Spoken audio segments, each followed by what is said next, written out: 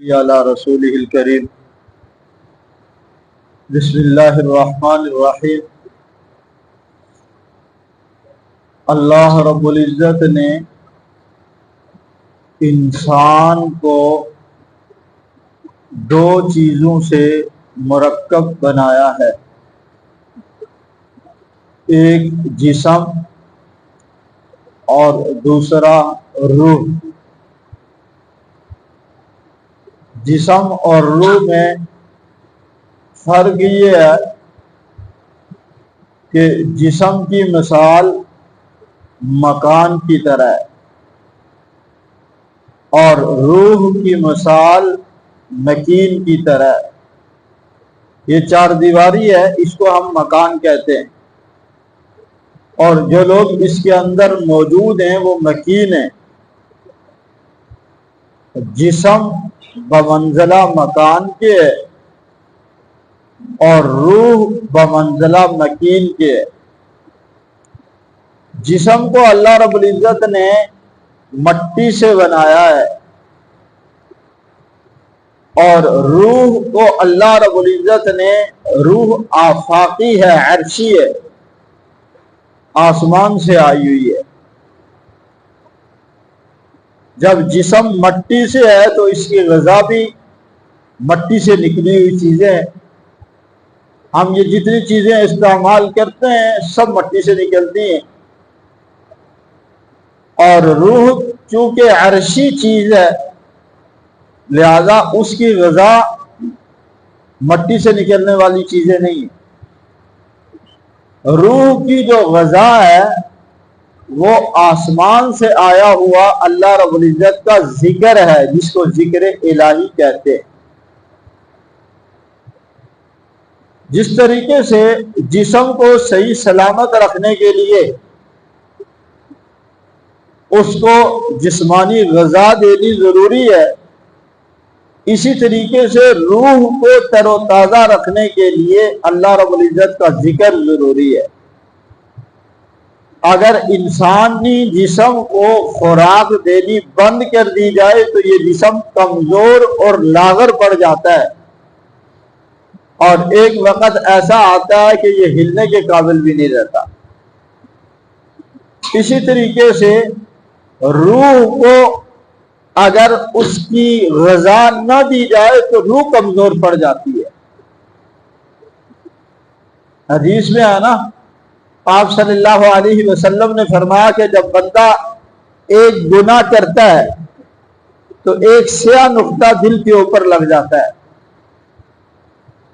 اگر وہ اس گناہ سے توبہ کر لیتا ہے تو وہ نقطہ مٹ جاتا ہے، اور توبہ نہیں کرتا دوسرا گناہ کرتا ہے تو دوسرا نقطہ لگ جاتا ہے، تیسرا گناہ کرتا ہے تو تیسرا نقطہ لگ جاتا ہے۔ ایک وقت ایسا آتا ہے کہ یہ پورا دل گناہوں کے نقطے لگنے کی وجہ سے بالکل سیاہ ہو جاتا ہے، اور جب سیاہ ہو جاتا ہے نا تو اس پر مہر لگ جاتی ہے، کلا بل ران علی قلوبہم ما کانوا یکسبون۔ ہرگز ایسی بات نہیں، بلکہ ان کے دلوں کے اوپر زنگ لگ چکا ہے ان کے گناہوں کی وجہ سے۔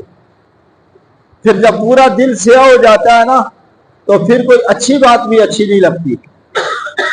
عام طور پر خلاف فطرت کوئی بات ہو جائے تو کہتے ہیں یار یہ دیکھو یہ تو درندہ لگ رہا ہے، اس کو فلاں آدمی کو مارتے ہوئے، قتل کرتے ہوئے، ذبح کرتے ہوئے ذرا سا بھی ترس نہیں آیا۔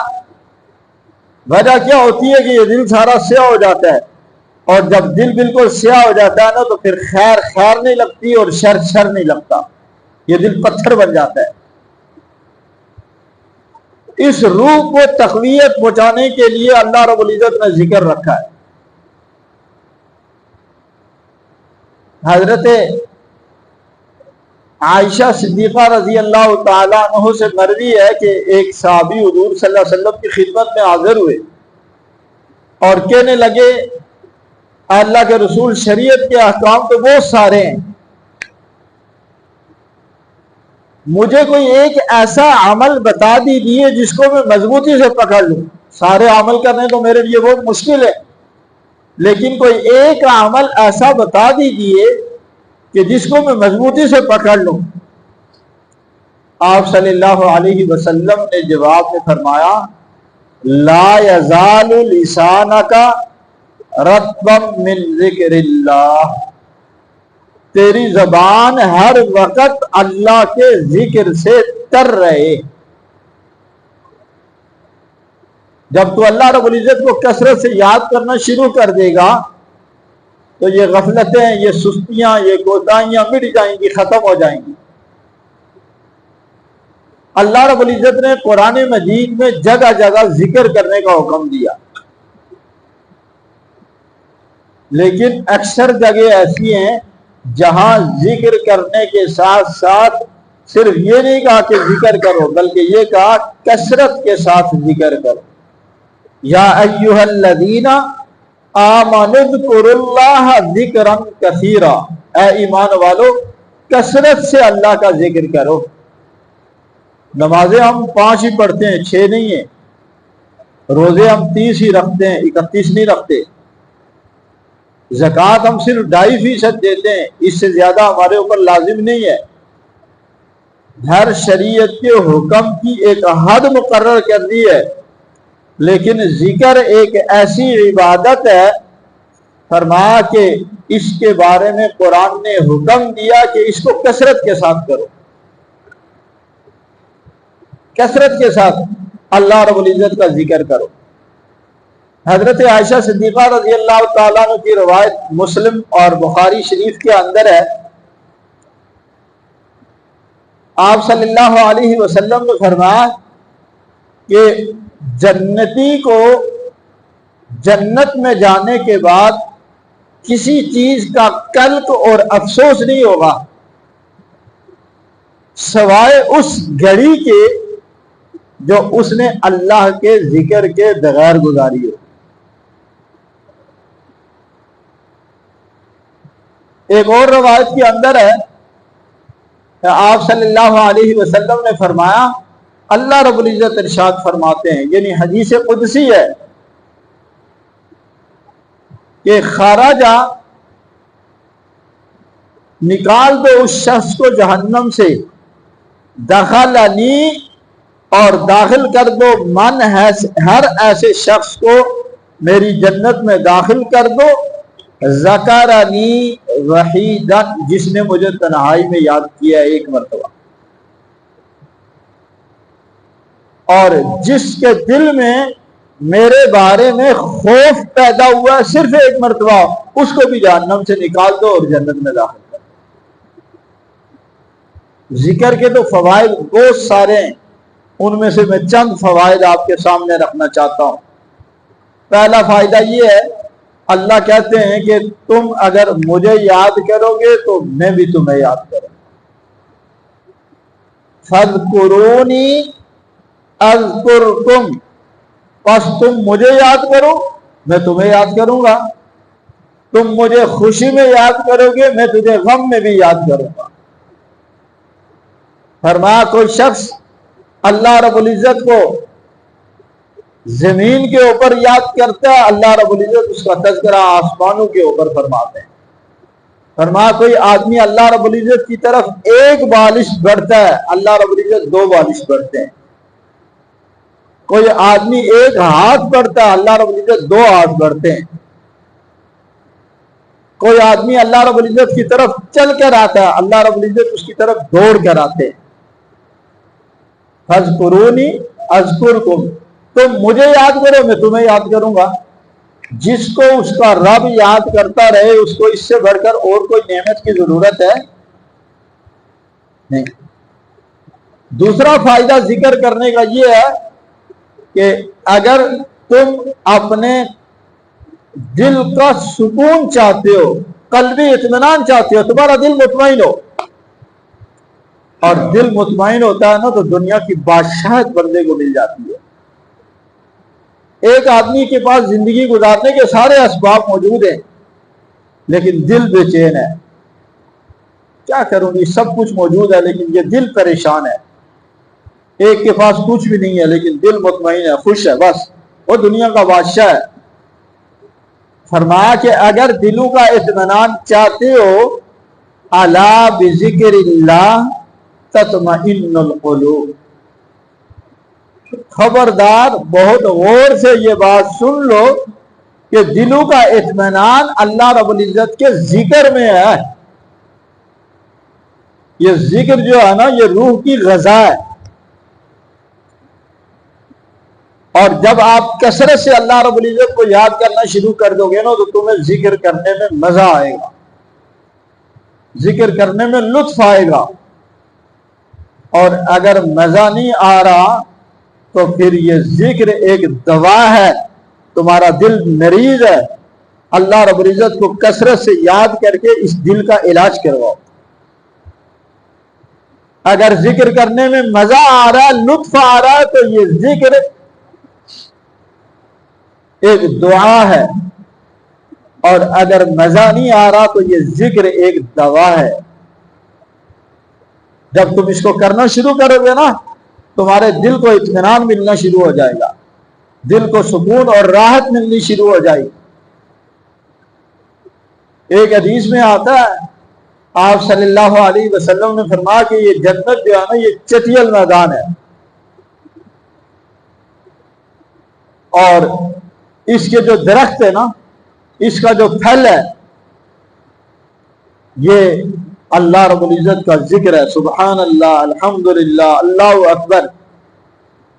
فرمایا اس جنت کے اس چٹیل میدان کو درختوں سے ہرا بھرا کر دو، اللہ کا ذکر کر کے جنت میں اتنے درخت لگا لو کہ جب کل تم اپنی جنت میں جاؤ تو ہر طرف تمہیں ہریالی ہی ہریالی نظر آئے۔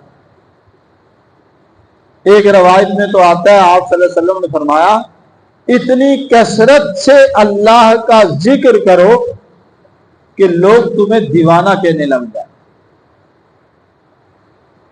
اتنی کثرت سے اللہ رب العزت کا ذکر کرو۔ تو جب ہم اللہ رب العزت کو یاد کریں گے، اللہ رب العزت ہمیں بھی یاد رکھے گا، ہمارے دلوں کو اطمینان کی کیفیت نصیب فرمائے گا۔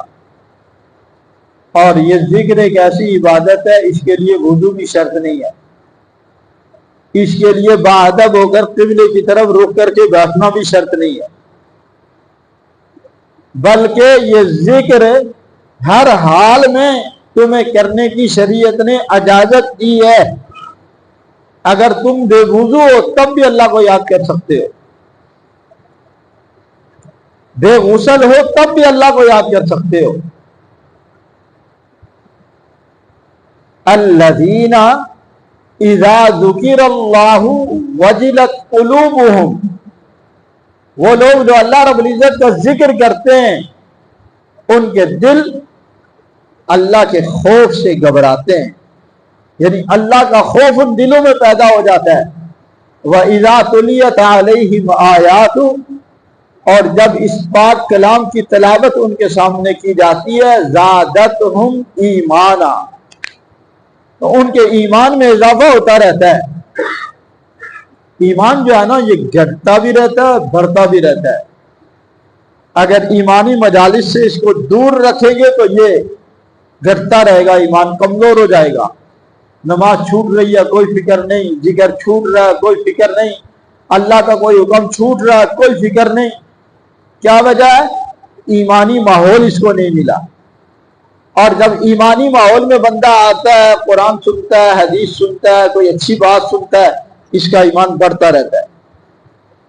فَإِذَا تُلِيَتْ عَلَيْهِمْ آیَاتُهُ زَادَتْهُمْ ایمانا، اور پھر ایک وقت ایسا آتا ہے کہ اس کا ایمان بالکل مضبوط پہاڑ کی مانند بن جاتا ہے۔ إِنَّ الَّذِينَ قَالُوا رَبُّنَا اللَّهُ، وہ لوگ جنہوں نے کہا اللہ ہمارا رب ہے، اور پھر اپنی اس بات پر ڈٹ گئے، ثُمَّ اسْتَقَامُوا تَتَنَزَّلُ عَلَيْهِمُ الْمَلَائِکَةُ، پھر اللہ کی مدد آنی شروع ہو جاتی ہے۔ فرمایا اللہ پاک فرشتوں کو بھیجتے ہیں ان کے اوپر، اور فرشتے آ کر خوشخبری سناتے ہیں، اللہ تخافوا ولا تحزنوا، اب تمہیں کسی قسم کا نہ کوئی غم ہے نہ خوف ہے۔ وَأَبْشِرُوا بِالْجَنَّةِ، اور تمہیں خوشخبری سنائی جا رہی ہے اس جنت کی، کنتم توعدون، جس کا تم سے وعدہ کیا گیا تھا۔ اس ذکر کرنے کی وجہ سے اب تمہاری کیفیت یہ ہے کہ نحن اولیاؤکم فی الحیات الدنیا وفی الآخرہ، ہم تمہارے دنیا میں بھی دوست ہیں، اب ہم تمہارے آخرت میں بھی دوست ہیں۔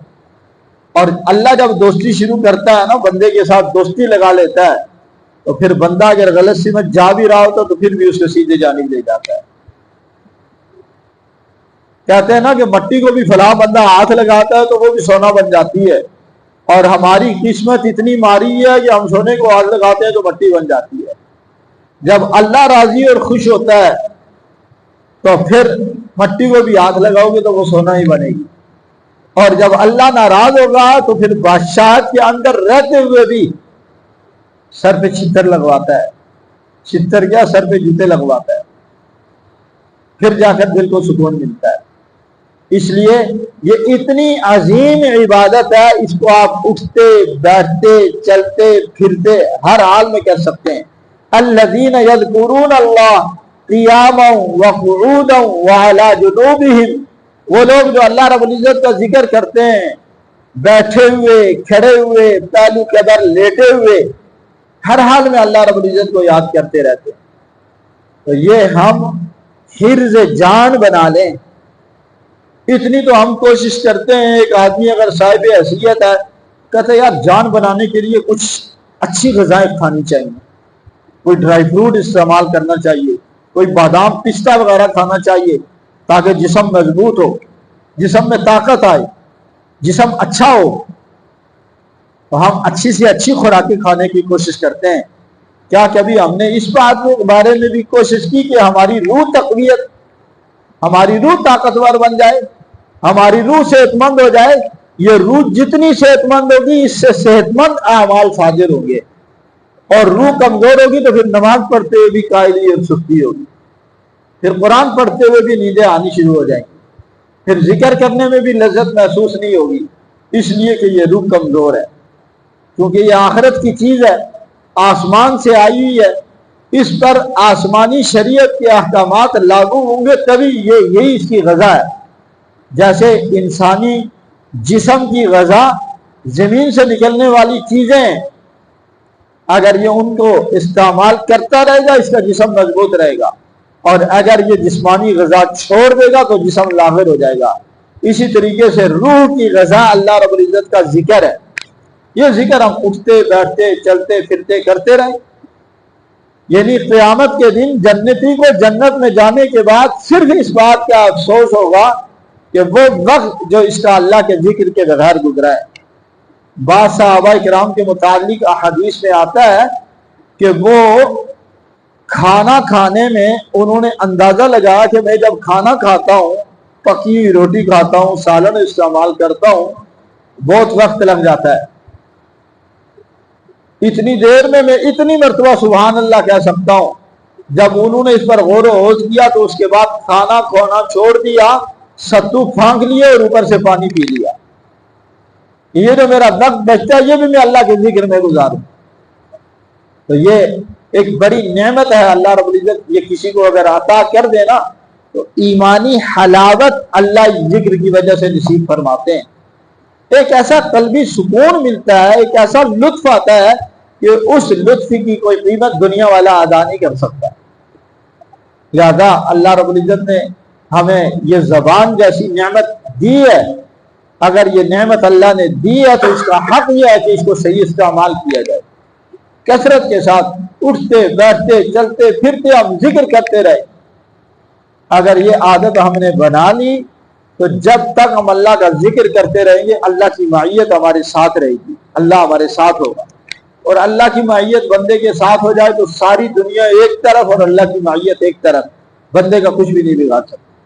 اللہ رب العزت ہمیں کثرت سے اپنا ذکر کرنے والا بنا دے۔ وآخر دعوانا الحمدللہ رب العالمین، الحمدللہ رب العالمین۔